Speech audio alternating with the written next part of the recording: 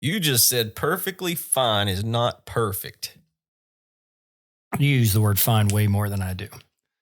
Like Sarah and I banned that word years ago because no one knew what each other meant. Yeah. What do you mean when you say fine? Because you text me that all the time and like I'll cringe and then I'll be like, oh yeah, that's not a text from Sarah. That's a text from Matt. That means something different. Give me an example of when I would say fine to you in a text. The last 3 messages were, yeah, that's fine. I'll give you a choice or you'll give me a choice and you'll say, fine. And like at our house, that's like, oh, okay. I mean, this is rooted in the first 10 years, not this back half of what we've got going on, but like fine, no one knew what fine meant. Like you really want to, you don't really want to, you're being polite to me right now. We've had that conversation before. You really want to say no, but you're saying fine and fine has turned into yes. Yeah. Well, I do say fine all the time. I probably say it more than I realize. I only realize it because it's on my radar. Yeah, listen, in my day, in 24 hours in my day, there's probably, let's say there's 100 things that happen in a typical day for me. It's a lot of things, man. Let's just put an example out there. Let's say 100 things happen. I'm gonna say that about 75 of those go in a way that I can live with. If I picked them apart and chose exactly what I wanted, I would do them a little different. That's fine. It's fine. Yeah. I'm telling you, I can use that word with other people. Yeah. And I still shiver a little bit. Well, listen, I won't use that with Sarah. And I've asked her not to use it with me too. You know, I mean, it's just, fine. Yeah. But now that's different if it's coming from my wife. If I say something to my wife and she's like, yeah, that's fine. Yeah, here it is. Sunday, March 23rd. Matt Paris texted me. That's fine. In response to what? I ain't read my personal text. Oh, well, you just read my personal text. Yeah, you got me. All right. Well done. You won. I got you. Well, hey, folks. Welcome to Downright Mindful. This is Matt Paris. I'm with my co-host, Paul Salzville. Go ahead and say hello, Paul. Hello, Paul. There are people listening to us. And today we're going to unpack something that we all live by. It's something that we've sort of touched on in the past, and we called it social norms. Today I'm going to refer to them as unwritten rules. Nobody says these out loud. Everybody kind of knows them, seems like. And you definitely know when someone breaks one. We're going to talk about where they come from, what happens when they clash, how do these invisible rules sometimes shape the stories we tell ourselves. And I'm even going to let it take a little bit of a nostalgic turn. And I'm going to ask you, Paul, what's something that used to be that you miss now? Yeah, you gave me homework and I didn't do it. I started to as a good student, and then I stopped because I wanted to get my first response because I was actually having fun thinking about it. I love it. But I didn't want to waste any answers. I love it. So our listeners are going to hear the first time you hear. So let's just get going with it. Welcome to Downright Mindful. Stories that stick, questions that matter, and conversations that make you think. Let's get right down to it. All right, what you got? So let's start with something easy. What's an unwritten rule that you follow, even if nobody told you to? Can you think of one? I mean, like, I don't pick up every piece of trash I see. Remember, I'm a public high school teacher. Okay. But like, if there's big stuff, like someone dropped a bottle and it's in the middle of the hallway, like that's a kick waiting to happen. You know? Yeah. I pick that up. Sure. I pick it up every time. But I'll watch people. Remember, there's a sociologist within me, and I like watching just how many people just go right by that thing. Purposely kick it, accidentally kick it, and no one picks it up. But like, pick it up. I mean, it's in the way. Like, it's not even trash anymore. It's just this object that's in the way. I don't know. That's first thought. Yeah. So do you ever catch yourself like, I just walked past that piece of trash, but man, I got some things going on. I'm hustling Yes, but then so often I'll turn around within 8 steps and go and pick it up. Well, that's kind of where I was going. When I do catch myself having that thought, that's the piece of trash that I grab, And in a school, those listening to us could understand. You see that ketchup packet laying there. You're picking that one up. That's the pinnacle of you have to, man. Because someone's going to step on that on purpose. And it's going on 7 people. Or on accident. Yeah, you're right. Someone's shoe. And you don't even notice it. Listen, yes. I was sitting in the corner of the cafeteria one time, just eating my lunch. And I'm 25 feet from where the kids are coming out of the line and into the actual sitting area. I guarantee it's 25 feet. Are you in that corner? Yeah, I'm in that corner. You know what the corner is? I got you. So I just feel something. I look down and my whole leg is covered in ketchup. And no way it flew that far. I'm trying to figure out what in God's name just happened.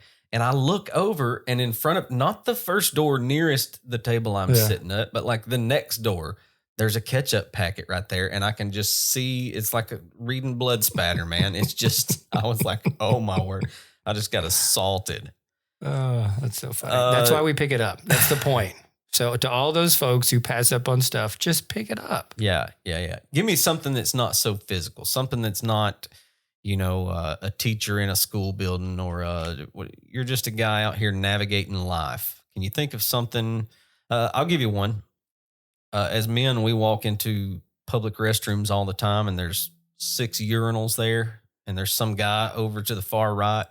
You don't go stand next to that guy, right? If there's no one else in there. No, absolutely not. Yeah, that's an unwritten rule. That's an example of sort of what I'm talking about. Another one that everybody seems to know, if you're going to get on an elevator or if you're going to get on a bus or if you're going to get on anything, you let the people off first, right? Absolutely. That just naturally happens. So think of something along those lines that you're doing that maybe we can dig into and figure out how did this start? All right. Traffic cop. Okay. Is that a compliment? No. I've never been a traffic cop, but keep going. You are right now. Keep going. All right. Let's go to Walker Valley Road. All right. This may not be where but I need this answered and I think it relates. Yeah. Let's go to Walker Valley Road. I'm at the stop sign. You're at the stop sign. There's people across from you at the stop sign, and they're turning right, and you're turning left. Or they're going straight, or they're turning left. Yeah. I mean, isn't the let's just say law? But what are we doing here, people?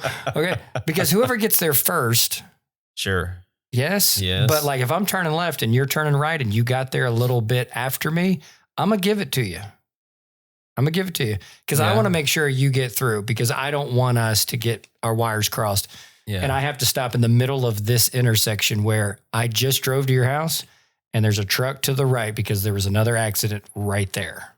Right there, man. Yeah. So, I mean, like what's the law, first of all? And then we'll talk about the quirks of figuring out who goes. All right. For the listeners here, what you have is you have a 2-lane highway and you have a back road that's crossing that highway. This is a 2-way stop. The highway keeps traveling, but there are at 55 miles an hour. Yeah, that's right. Downhill. This is a bad spot. You have this road that essentially crosses that highway and there's a stop sign on both sides. So what you run into is a lot of people coming north need to turn left onto that highway. People traveling south are typically turning right, sometimes straight across. Every once in a while, you get a left. If you're turning left there, you're doing life wrong. But I will say that probably hits at what you're saying. Like, no, you can't take a left at this spot right here. You should not. Okay, keep going. I advise students daily. I did today. Do not do that. Not because you can't do it, but because that's the wrong way. You're just... It's a T-bone waiting to happen. Yeah, left turns are just... So give me the law. Well, I would want to double check because, again, I've never been a traffic cop and I've never done that. Oh, you are right now. But I would not want to be the person turning left that caused an accident. Let me put it that way. I believe that in that scenario, you're watching traffic to make sure it's, I'm the person turning left. I'm going to need someone to like make eye contact with me and acknowledge somehow that it's my turn and it's clear and I'm going to turn left. But if they decide I'm turning right here, I'm giving them the right of way. I don't know that that's the law. I would want to double check. Now, don't put in the scenario that I'm running late to school. I didn't say anything. Because if you do, danger, possibilities, crashes. Yeah. I mean, it exponentially just grows. Yeah. So what's it look like if you just continue north on 11 there and go up to the red light?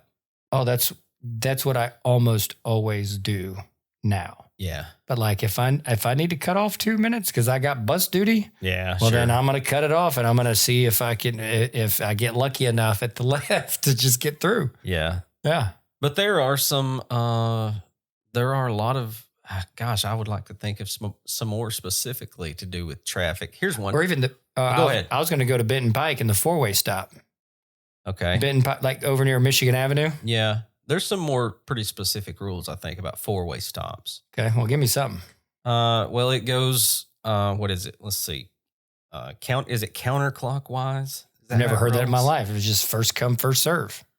No, well, yeah, but at some point, you've got 4 lines of traffic waiting, yeah, and it goes in a circle. You know what I mean? Yes. I'm not saying that's law. I'm saying that's me as a driver. That's what I'm trying to portray. Yeah. But yeah, any right turns those are so often the right of way. I'm not saying they're always the right, but they're so often the right of way that when I don't know the law, I'm going to relent to that. You know what I mean?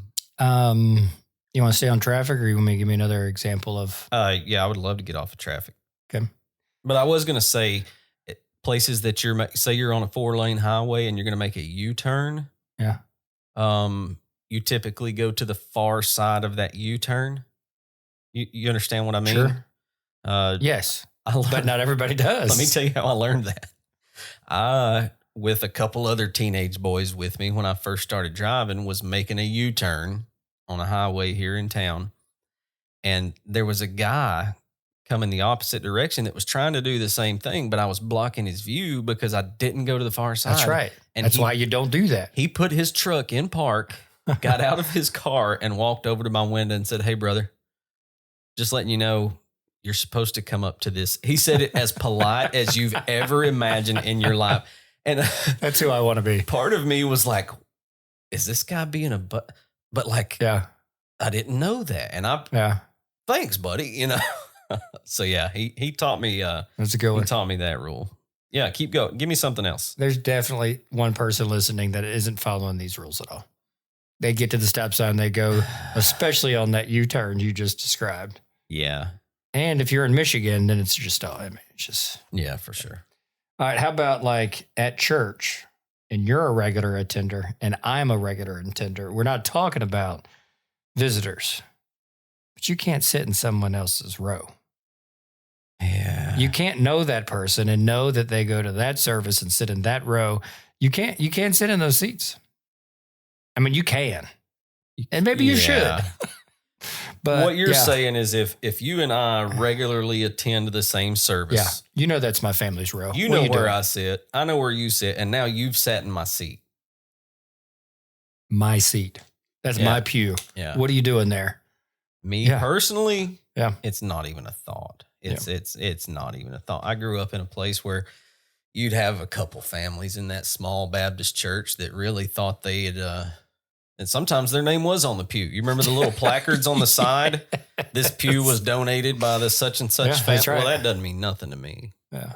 But it did to some people. So that's been a conversation in my little country Southern Baptist household of like, well, they think that's their seat. That ain't their seat. They ought to be, if a visitor sits in your seat, they ain't, one of those kind of things. So I've just never, buddy, I don't let that cross my mind. The same thing comes out. Oh, buddy, you want to tear some teachers up that work around me? Park in their spot. Listen, do we have parking spots where we work? We do not. We do not. There are no assigned parking spots. But there's a group of them that they all know where each other park. And if you park in their spot, they're at least going to let you hear about it. And it cracks me up, man. And I tell you, I park in probably a different spot every day. sometimes I'll get lucky and have the same spot a few days in a row or something. But if it's take, I work all four sides of the building. Yeah, I don't think depending on how my it. day is ending is how I think about where I'm parking. And it could be any of the four spots. And you're the safest, The students aren't going to prank your car. They can't find it. Let's see here. What about, here's one. This is more for the ladies, I guess. What about not wearing white to someone's wedding? That's still a thing? I don't know. I mean, there's no ladies in here, man. I know, but we have ladies that listen to us. Do I need to phone a friend? No. I just wondering if you had any insight. I thought the whole white was like after Labor Day. Can't wear white after Labor Day. Where'd that come from? You've never heard of that before? Oh, yeah, I've heard of it. I mean, I don't know. Not supposed to wear white after Labor Day. Yeah, gosh. You know the movie? Yeah. Dukes of Hazzard. The movie Dukes of Hazzard, not the show. The movie Dukes of Hazzard. I can't say I've ever seen the movie. Hogg is being, getting with somebody through the jail doors and top. Yeah. Sells him. Head to toe. Yeah. How about bless you? God bless you after someone sneezes. Are you saying you're supposed to say that? Yeah, I think it's pretty well accepted. That's what you say, isn't it? I think you need to say something. Yeah. That somewhere along the way, probably when I was being a young adult minister and just wanting to just change things up. May you be a blessing. I started saying that. Yeah. Yeah. May you be a blessing.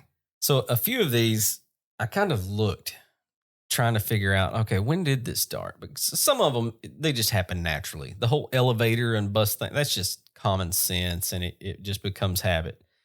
But this one, there was a university study done. I've lost what university it was, but this one was believed to have been originated by Pope Gregory I during the bubonic plague. Because a sneeze was the first sign that you were becoming ill. And he suggested saying, God bless you, when a person sneezed, in hopes that this prayer would protect them from an otherwise certain death. God bless you. Go wash your hands. Here's my question about that one.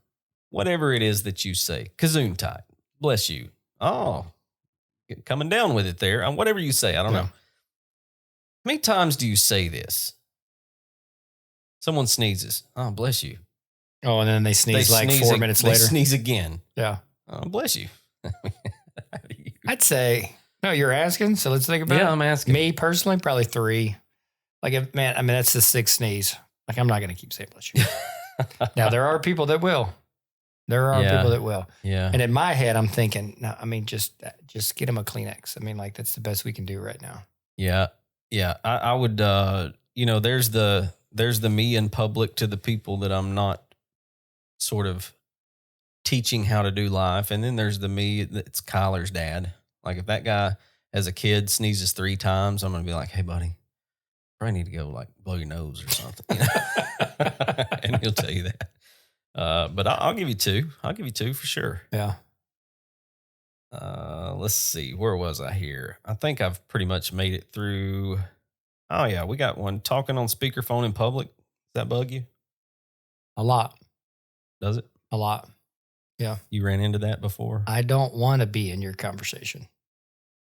I think even listening to the thing, like you're watching a show on your phone, which is a thing now, and I watch shows on my phone. Yeah. I don't want to hear your show. No, I sort of, that's pretty standard. Now, music is something different for me. Just someone's carrying a boombox. That's fun. That's fun. There was nothing in that space. All of a sudden, there's something in that space. Yeah, it's like music brings a party. Mm-hmm. But the other just seems like noise to me personally. How about this one? And don't think of a school setting. Think of just daily life out dealing with adults. Someone's wearing AirPods or headphones. You don't talk to that person, right? Set more of that scenario. Like if let's say you're walking and you have your AirPods in, you don't really want people like, hey, how are you doing today? Then we'd never say hi to each other anymore in the Greenway again.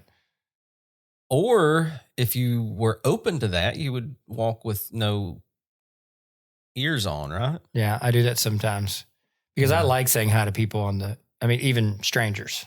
And then if Yeah. you do see somebody. So sometimes I go without them and sometimes I go with them. And I think you're right. I'm in a particular space, Yeah. but to me, okay, so one of the fun things in sociology that we learned really early, this is general sociology, but like there's that, I don't know, what is it, 10 feet, 12 feet, whatever, where you and I are 30 feet apart and we can see each other and we're both looking up. And then at 12 feet, we both look down. And then we have a decision of whether we look back up at each other, right? Right? I mean, am I Yeah. right or am I right? Yeah. So like in an adult setting, I like saying hi to people. So I try to keep the 12 feet. Because if it's 12 feet, then it's going to be more sincere. Try it out sometime. I mean, just like you'll get a genuine smile out of people if you keep the eye contact because it seems just more authentic. Because otherwise, when it's the drop eyes and then you come back and now you've only got 4 feet, there's nothing you can say that it's going to be genuine because we're going to keep walking. Like the hello, how you doing, which we don't really want to know, but we're just being polite. But if you say from 12 feet, hey, how you doing? And you've got eye contact, you're probably going to get oh, good. Oh, and then you get this one more second to go, well, tell me something good as we turn and we're still walking away from each other. Or you get the stop and you actually have a conversation. Like, I love that one. Like an acquaintance. Yeah. Right? A friend, you're going to stop most likely anyway, or you're going to get a high five and I'll see you later. Mm-hmm. But, a stranger, you're not going to do that. Strangers still say, how are you? For some unknown reason. Why do we do that? I don't know. But I like the acquaintance threshold of keeping the eye contact, even though it's awkward. And maybe getting a, how are you good? Tell me something good conversation. Because those only last like 20, 30 seconds. Yeah. That's why I go find places where there are no people to walk. You know that about me? So you don't have to make any of these social decisions? I try my best to locate a spot where I don't bump into anybody. Because not only do I know this about you? Yeah, yeah. Not only, well, there's 2 reasons. The first reason is because I want to put my AirPods in and I won't do it where there's people. Because it's just, I just feel like someone's going to sneak up on me and hit me in the head with something. You're being serious, aren't you? I'm being 100% serious. I need to know. Okay. If there are people in the area, I want spatial awareness. Did you hear my answer? No. Like just now? I was guessing that you might think that it was rude. Because that's what I think. I think it's rude not to say something. But you're totally talking about, No. I don't want someone to sneak up on me. Yeah, but there's 2 reasons. I'm getting there. Okay. But yes, I don't want someone to sneak up. I'm not comfortable. I don't know. It's kind of like walking down a road. Like you're comfortable with going and walking down Old Charleston Road. You got your AirPods in? Oh, I never have 2 in. And I will add, since you're getting me there, like even when I walk like safe places, Greenway, I don't put 2 AirPods in. I want what you're describing. Yeah. I want to still hear everything and still be listening to my podcast or my music. I'm good with that. Yeah. I usually don't do 2 unless like I am totally isolated and I'm probably going to close my eyes and I just want to be here. Yeah. Well, and that's I guess that's what I'm getting at. Why I seek places where I'm not going to encounter people or traffic is because I want those 2 AirPods in and I want to hear. I get it. And it's, I'll be honest with you, the walking is more for whatever I'm listening to than it is the walking. Mm-hmm. You know what I'm saying? Now, there are other moments when the walking is for the walking that, I'm okay, 1 AirPod in or no AirPods in. Either one of those is fine. But getting to my second reason, not only do I think it's rude, it's just wired within me. If I'm going to pass you in a hallway, I'm at least you're going to have to drop your eyes. You know what I mean? And if you drop your eyes, fine, I'll drop mine too. Now, but for a while, it's like, God, what a a-hole. How you walk past me in the hallway and not acknowledge my presence? You know, I had a boss that did that. And so I started asking other people, is it me? Is it me? Yeah. And once I got to 6 people, I was like, oh no, it's not me. It's that boss. Yeah. And there's some cultural things I'm sure that could come into play. And I think about this with kids all the time because you're standing on bus duty. The kids are coming in. Some of them they're like me and you. Hey, good morning. Some of them, they want to not acknowledge your presence for nothing. And at first, I guess for me, 7 years ago, it could be a little bit of like, oh, these kids, they're so disrespectful. But then I'm like, you know what? I don't know what kind of household they live in. I don't know what kind That's the business we're in. That's what kind of background they come from. I don't know what happened on that school bus. That's right. On their way to school. I don't have a clue. I'm still going to offer that smile. And if they drop their eyes, I respect that. That's fine. The hallway one led me to the last one, and then I want to move on. Standing in a hallway, and maybe don't think about a school hallway because that's a pretty big hallway. You finally greet that person and you do stop. Here's an unwritten rule. You typically would want to slide to one side of that hallway. What hallway am I in? Can I be in an aisle like at Walmart? Sure. Where's the hallway at? What hallway am I in? I don't know. Any hallway that's not a shopping mall or a school, because those are enormous. Okay. An aisle at Walmart. That's fine. That's about the right size I'm looking for. Slide to one side. That way passersby don't have to walk between you. You understand? Yeah. That's kind of a norm. That's kind of an unwritten rule. Yes, but people will still walk in between people. Are we talking about the same thing? Did you see me at Walmart in an aisle when you and I started talking?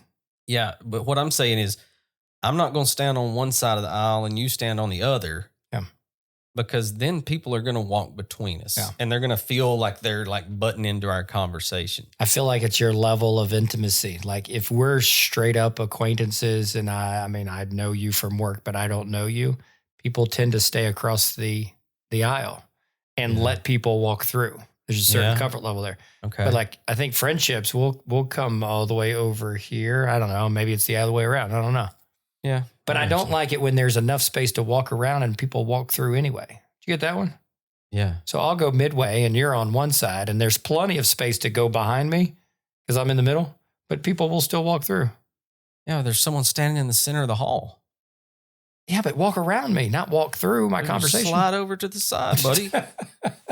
This happened today. This happened with me today. There was two adults, one of them being the administrator of a high school. Both of them were standing in one or two versions of the center of the hall. And there's a 3-4 foot gap between them. And my students are walking down through there with me. And one of the girls in my class just didn't understand there was anybody else on the planet but her and walks right between them. And I was like, hey, you just walk right between two conversating adults. Is that what we do? And she was like, oh, no, sorry. But in the back of my mind, I was like, hey, two conversating adults, you're in the center of the hallway and I'm bringing down 30 students. So like slide off to the side, have a little. Just walk around. Yeah. Adults, I'll walk around. But I also kind of like those adults, hey, you're standing in the center of the hallway. They're not in the way. Walk around. They are in the way if I've got to walk around. It's not even a walk around. It's not like we're driving and you got to go around the rotary. I mean, you just got to bend a little bit. Like you're trying to score a touchdown in flag football and you're doing a little quarter turn. Yeah, but I'm giving ground here. I'm saying. Do you like my flag football one?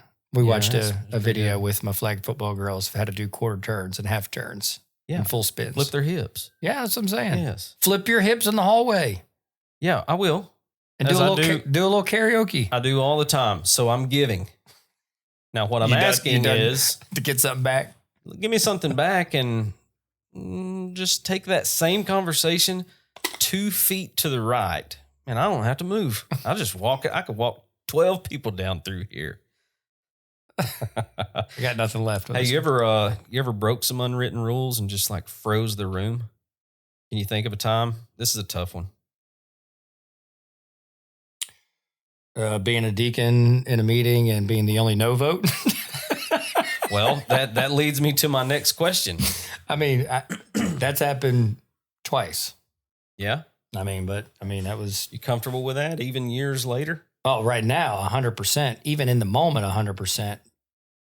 Before it's super uncomfortable, but I'm just seeing this differently.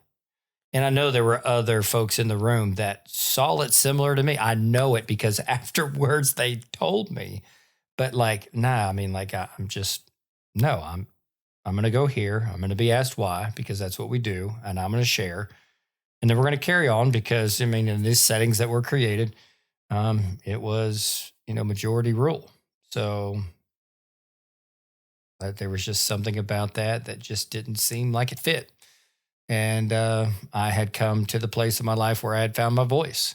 Mm-hmm. And I wasn't going to sit there with my heart beating out of my chest, but it just wasn't seemingly socially acceptable to disagree in a setting like this. This is appropriate. So I did. Yeah. So you take some lessons away from that as a young man? Of understanding that, my voice matters, which means other people's voices matter. And it makes me a better listener. And it makes me a better reader of the room. And we could even get to the place of, spirit whispers, man. Spirit doesn't yell.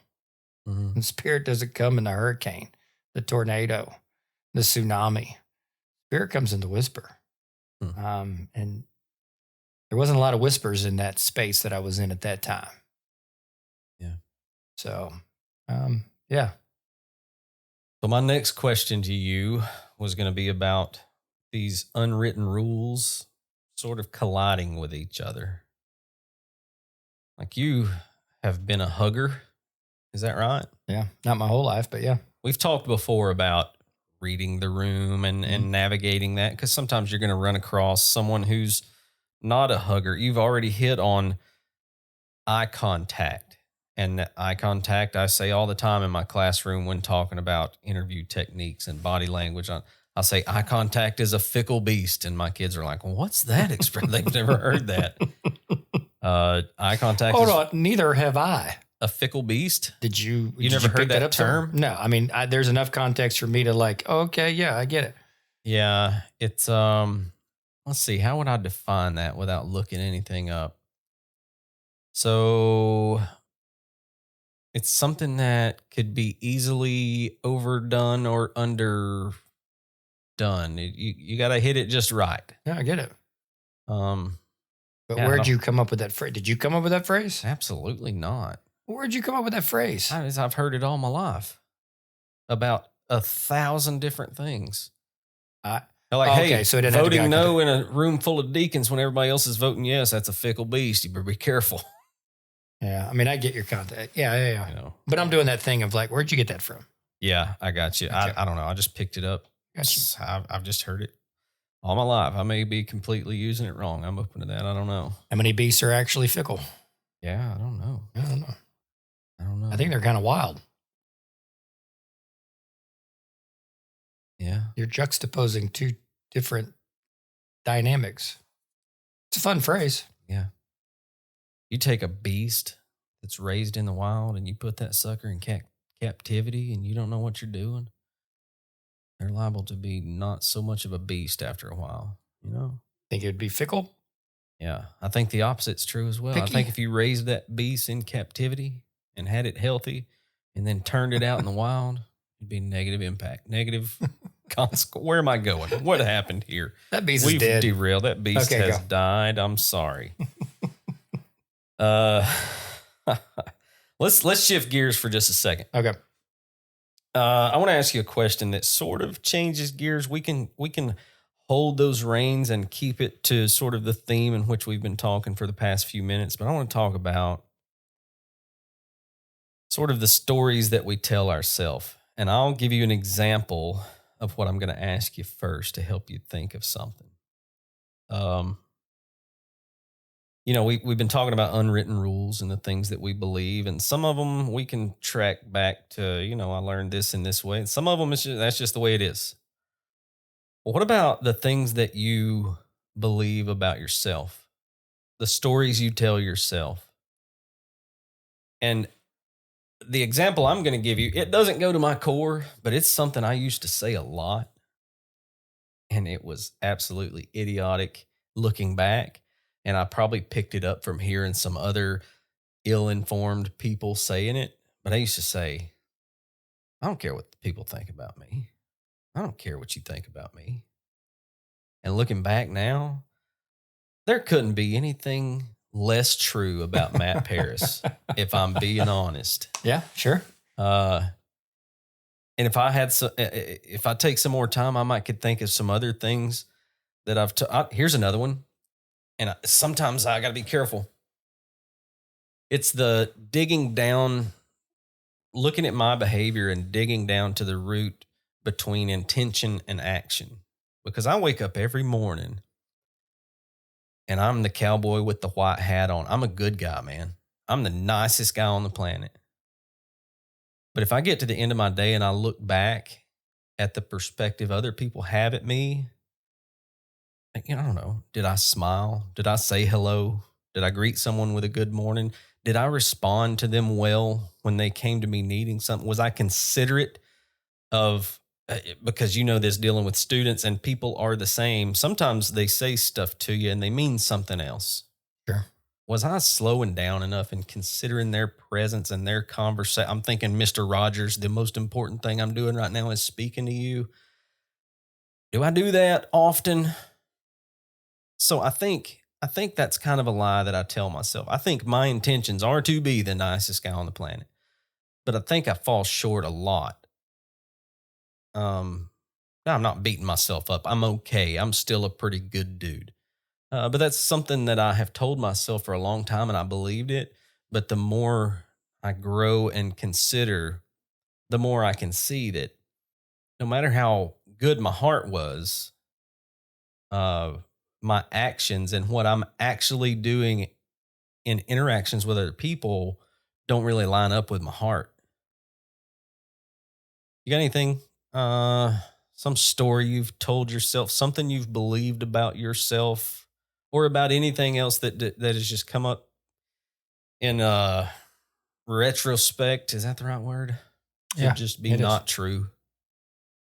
So we talk about how we're wired and from kids and what we can still see inside of us.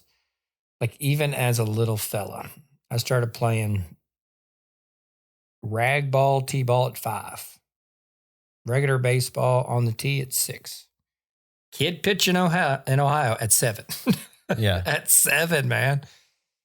8, 9, Wow. 10, 11, 12, 13. And I love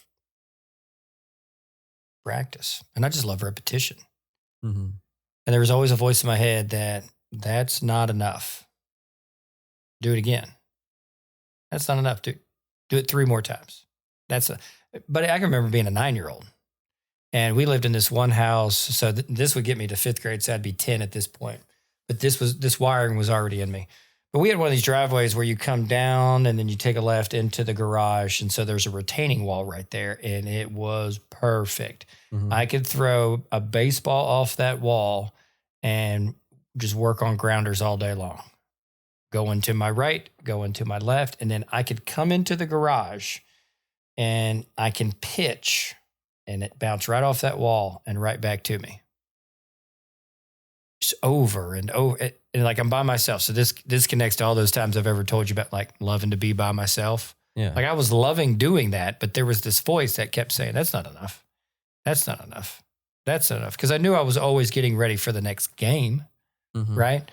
And man, I'd be a kid that, I'd never did this, but I can imagine it. But like, if it would rain and they were about to cancel a game, I'd take every towel my mama owned. I'd go down there and just sop up every puddle so we could play. Like, just don't let us skip a game, coach. Come on.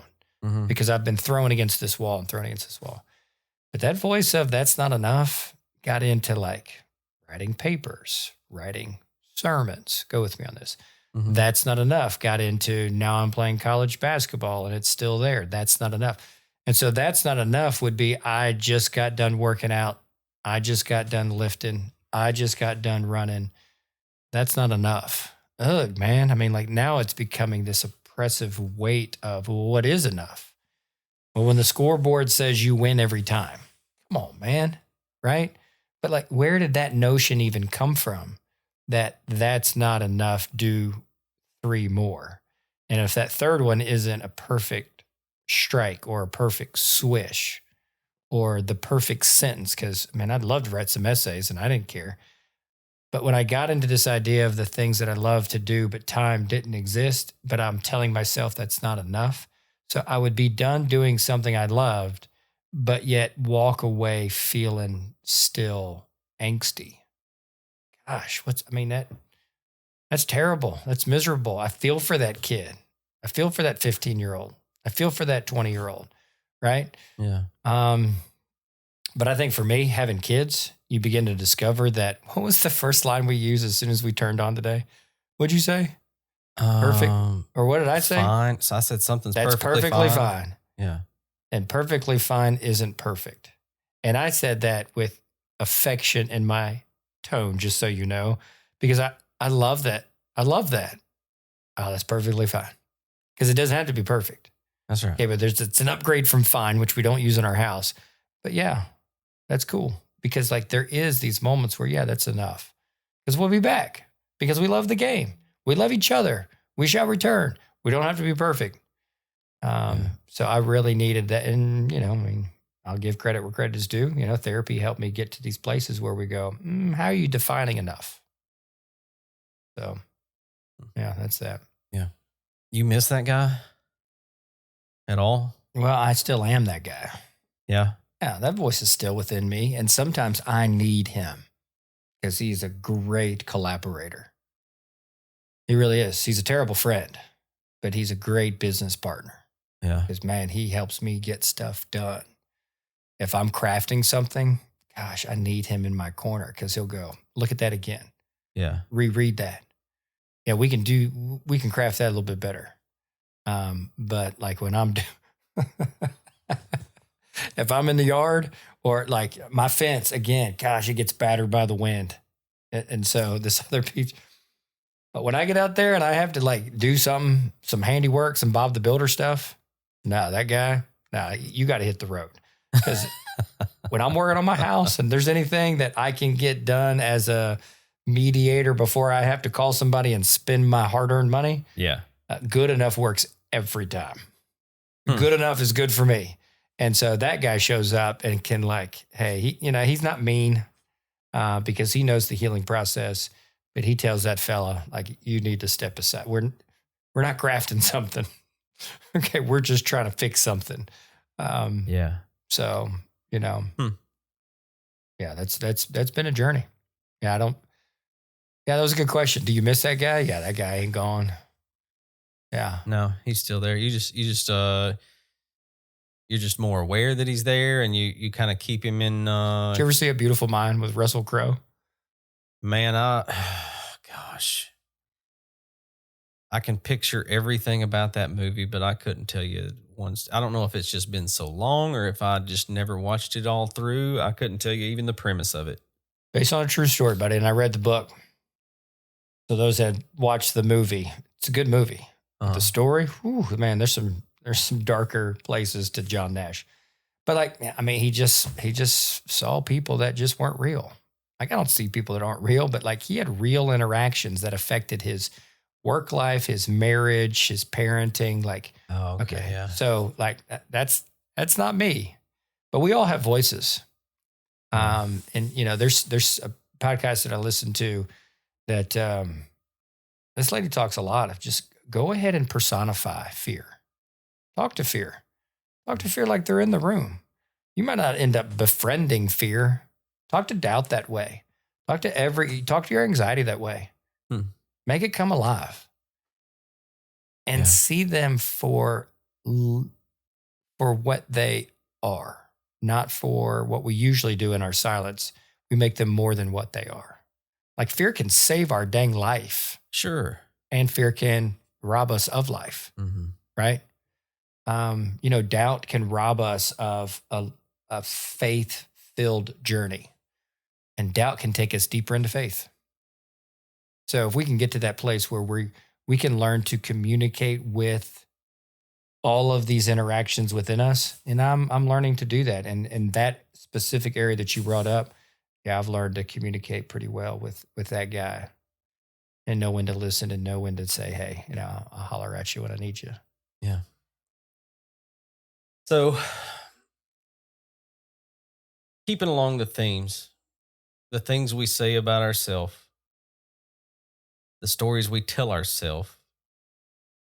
In my case, they change. In your case, your specific reason, that their specific example that you gave, it evolves. Would that be a fair description?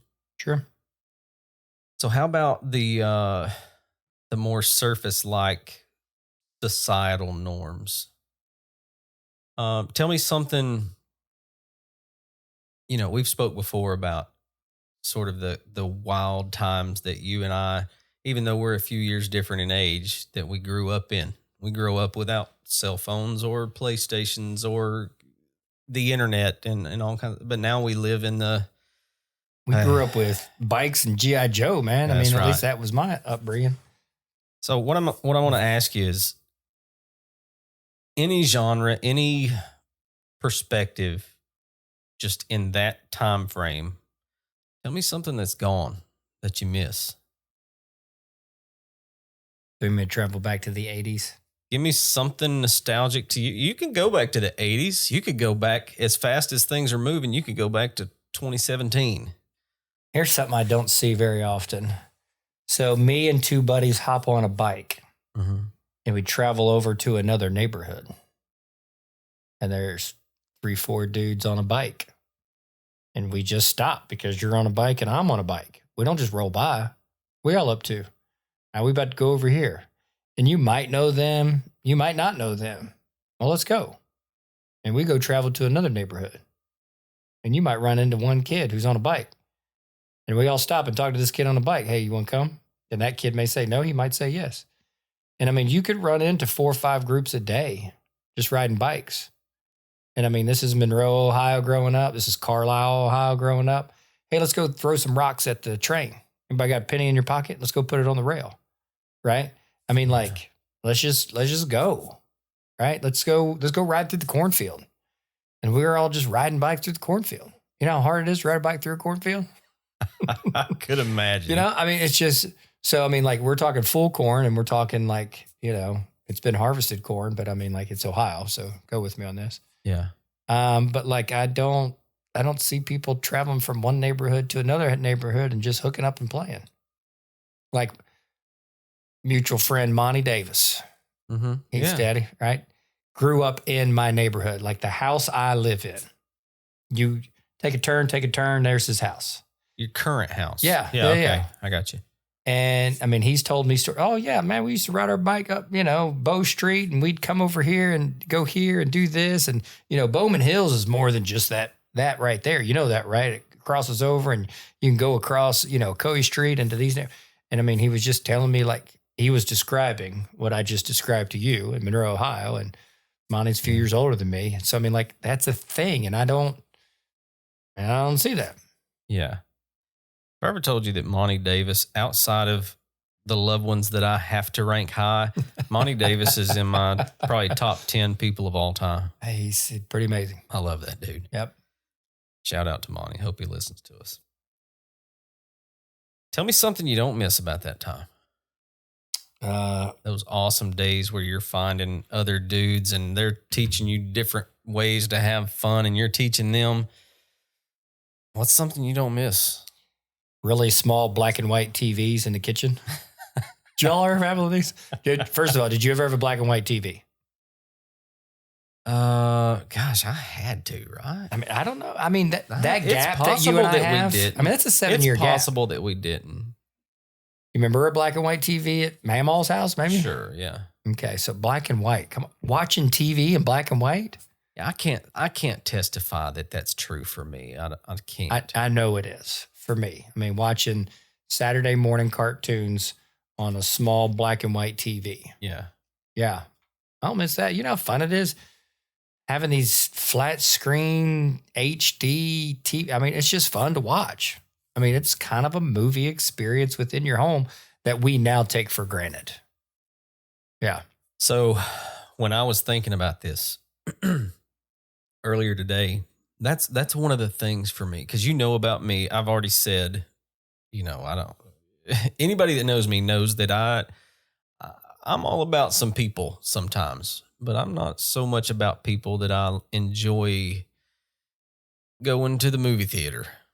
Gosh, I love the movie theater. because there's so many people there that don't know the unwritten rules. I can be in a movie theater and me and Val be the only people in the place, and there's going to be some person that smells like an ashtray, and they're going to come sit right next to me and talk the whole movie. It's not that dramatic, but it's close. That's possible. Those teenagers that are going to text through the whole movie and rattle their popcorn and laugh and giggle, they're going to sit right in front of me. Is the 8-year-old behind you kicking on your seat? It's bad. It's bad. They're drawn to me. It's like God's putting me through tests when I go to the movie theater. 79-year-old mama who's on her phone and it is so bright. And she's just poking at this text she's trying to send. And it's just, we're in this scene in the movie and it's so dark and her light is so bright. And there's just this crazy combination with me. It's a little bit like misophonia, like little annoying noises bug me to death, but not so much in public. I can deal with that. Did you just teach me a word? But then you pair that maybe. Misophonia? Yeah. Is that a word? Like if you chew ugly like a horse and it rakes my nerves and I involuntarily can't stand it. Yeah, they refer to that. I think it's misophonia. The way I slurp out of an aluminum can that drives my wife crazy. Yeah, I swear to the heavens that it just makes it taste better. Yeah, don't talk to me about self-awareness if you're doing that and your wife can't stand it. But it's slurping it makes it taste better. Don't care. Yes. Go slurp downstairs. Go outside in the backyard and slurp. I'm at the kitchen table with my family. No. Oh my word. Well, then you know. I can't wait to our next shared meal together. No. Coca-Cola Classic. So pair that with the same guy that won't walk where I'm going to encounter people because I want spatial awareness. And once I get my attention on something, I just can't get it off. You know what I mean? Movie theaters aren't fun. I said all of this to say. Do I know what you mean? I don't know. You probably don't. I said all of this to say I miss putting my lady in the car, driving down to the Applebee's or the Chili's or whatever it is, having some dinner. Having only 3 choices. Swinging over to the Blockbuster. Yes. Walking around. Yes. That's part of the date. Yes. Yeah. That's maybe my favorite part of the date. Yeah. You go to the Blockbuster, you grab a movie, and you buy candy there that you could buy so much cheaper down the road at the Dollar General. And you come home and watch a movie. I miss Blockbuster. I miss that. Yep, me too. But I don't miss watching grainy VHS tapes that just, you don't realize how bad they are unless you go back and kind of look at that and try to watch one again. And to me, the VHS is now fun, mm-hmm. but the DVDs are not. Because the DVD quality just isn't there, but it's awfully close. And the VHS isn't even close. No. That's why it's fun. Yeah, and then, it's kind of the same lines as like listening to a record player. Yeah. I love the crackle. The crackle, man. There's just something about it. There's something about it for sure. Did you and Val do Netflix when you queue it up, you send it off, they send you DVDs, you watch, you put it back in? And Yeah, we that did that some. We did a lot of Redbox too. You remember Redbox? Oh, yeah, I love Redbox. I miss that. Redbox ain't near what Blockbuster was, but it kind of filled that void a little bit. You go sit in your car. Is that an unwritten rule? You don't just get out and stand with the people awkwardly. You sit in your car and you're in queue. You're on deck. You know what order you arrived. Yeah, that's right. And some people don't care. Like, wait, no,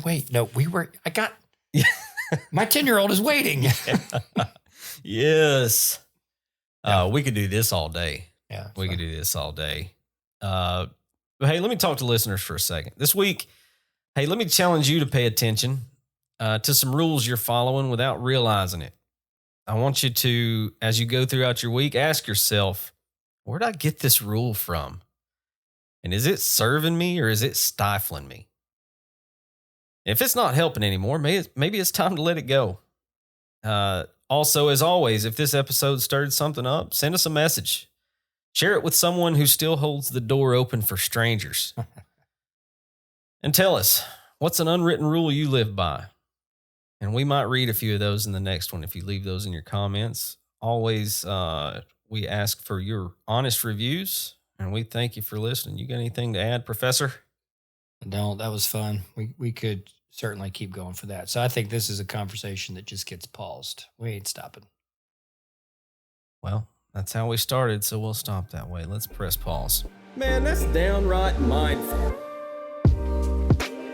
You've been listening to Downright Mindful with your hosts, Matt Paris and Paul Salzville. Produced by Josh Morris. Intro and outro production by Derek Kinsey. You can find us wherever fine podcasts are downloaded. Thanks for listening.